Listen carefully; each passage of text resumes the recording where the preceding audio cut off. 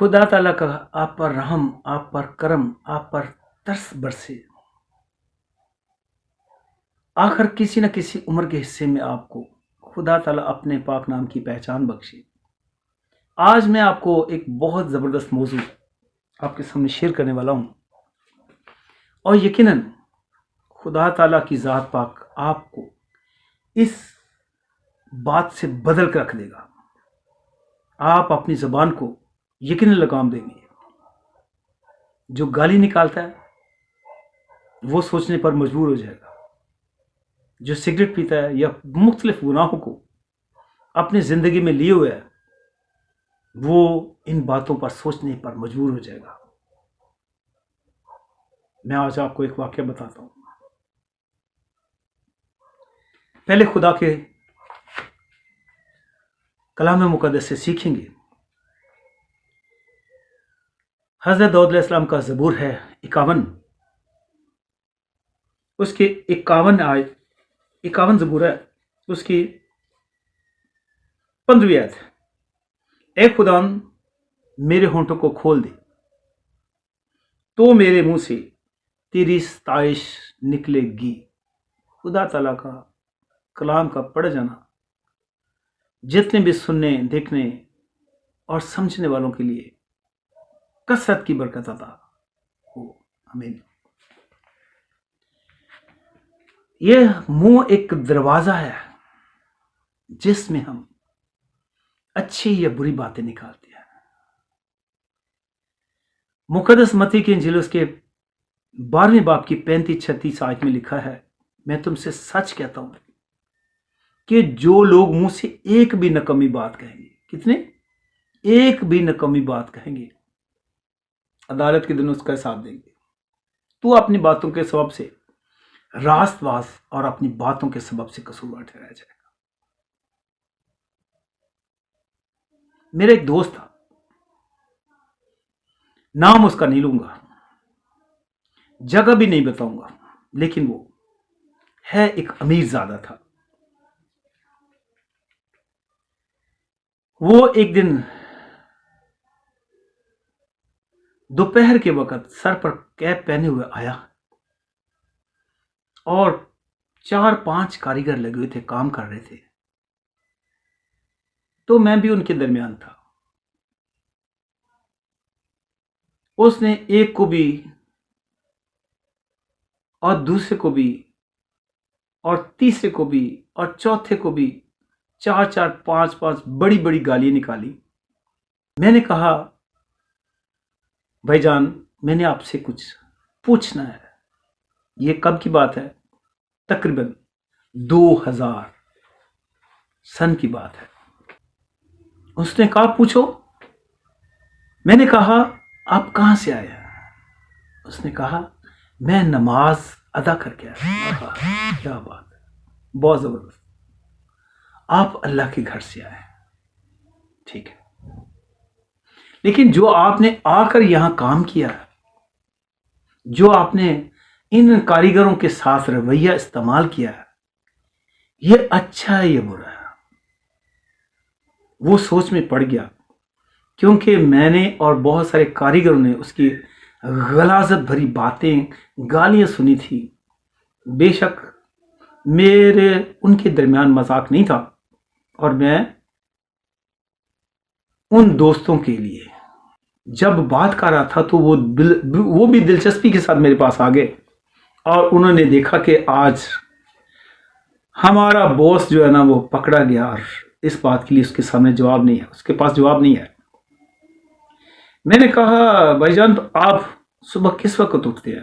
اس نے کہا الحمدللہ میں 4-4:30 بجے اٹھ جاتا ہوں، 4 بجے اٹھ جاتا ہوں، 3:45 بجے، ٹھیک ہے، تو آپ سوتے کس وقت ہے؟ اس نے کہا کہ میں 11-11:30 بج جاتے ہیں رات کو سوتے وقت۔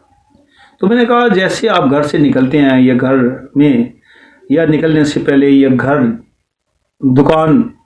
دکان پر آتے ہیں تو آپ 100 گالیاں تو ایک دن میں نکال ہی لیتے ہیں۔ کہنے لگا نہیں 200 سے بھی زیادہ۔ اچھا، تو میں نے کہا نہیں 100 ہی کر لیتے ہیں۔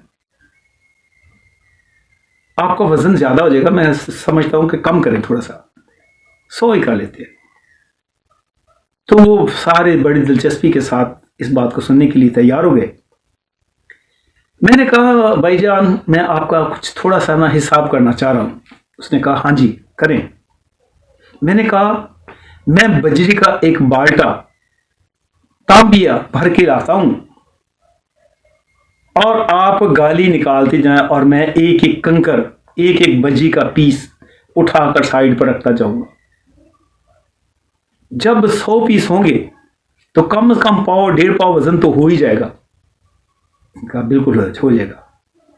میں نے کہا ایک دن کا پاؤ یا 1.5 پاؤ، ہفتے کا کتنا ہو گیا؟ غالباً 2-2.5 کلو ہو ہی جائے گا، 1.5 کلو ہو جائے گا۔ مہینے کا کتنا ہو گیا؟ کو 5-7 کلو۔ 1 سال کا کتنا ہو گیا؟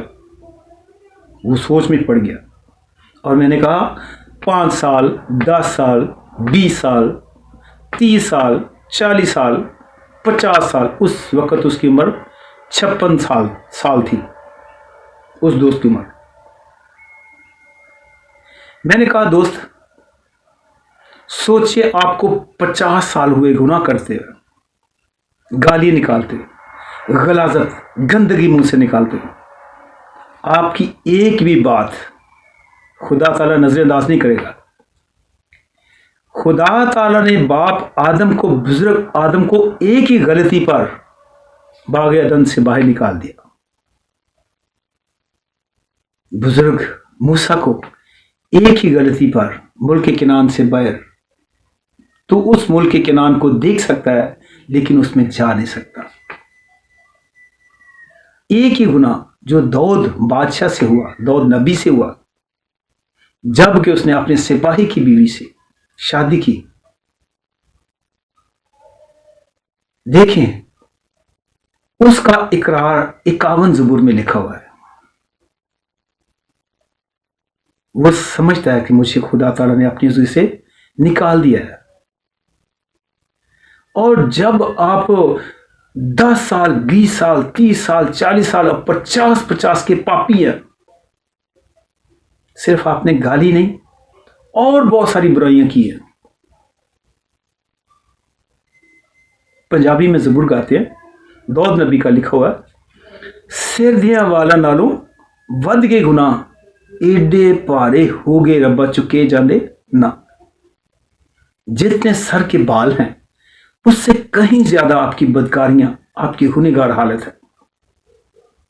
اگر آپ ان تمام غلاظتوں، تمام گندگی، تمام گناہوں سے، تمام بھار سے آزاد ہونا چاہتے ہیں تو پھر آئیے اپنے تمام گناہوں کا اقرار اس باری تعالیٰ کے سامنے کیجیے۔ باری تعالیٰ کے سامنے کریں گے تو وہ آپ کو معاف کرے گا۔ معافی مانگیں گے تو معافی ملے گی۔ جب آپ معافی مانگیں گے نہیں تو پھر آپ کو معافی ملے گی نہیں۔ ہاں، مسیح نے جب کسی کو بھی شفا دی، اس مفلوج کو شفا دی، تو اس نے کہا جا پھر گناہ نہ کرنا۔ جب 12 برس کی عورت کو مسیح نے شفا بخشی، اس نے اس کے پوشاک کا کنارہ ہی چھوا، ایمان سے چھوا، تو پھر اس نے کہا جا بیٹی سلامت چلی جا، پھر گناہ نہ کرنا۔ آپ کب اپنے آپ کو باغ ڈور لگائیں گے؟ کب اپنے ہونٹوں پر نگہبان بیٹھانے کے لیے خدا تعالیٰ کی ذات پاک کے سامنے دعا کریں گے؟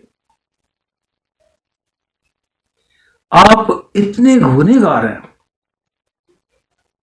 دنیا اتنی گنہگار ہے، ناپاکی، غلاظت، گندگی، ہر طرح کی بدبودار زندگی، اور پھر میں یہ دعویٰ کرتا ہوں میں بڑا مومن ہوں، میں جنت کا حقدار ہوں۔ نہیں، پلیز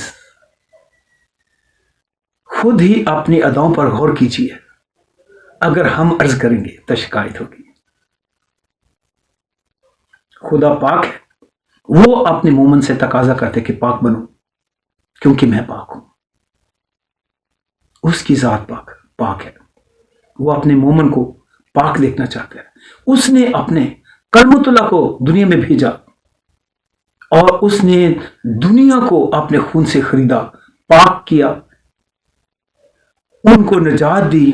اور پورے طور پر آج بھی دیکھیں، جیسے مسیحوں کی زندگی ہے، مسیحوں نے کبھی انتقامی کارروائی نہیں کی، مسیحوں نے کبھی اپنے نبیوں کا دفاع نہیں کیا۔ نبی کیا؟ خدا تعالیٰ کے نبی تھے۔ خدا تعالیٰ خود اپنے بندوں کا دفاع کرتا ہے۔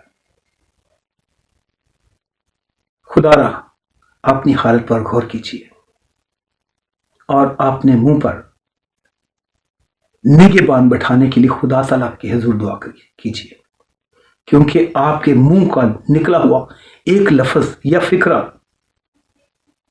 کسی کو تباہ و برباد کر سکتا ہے۔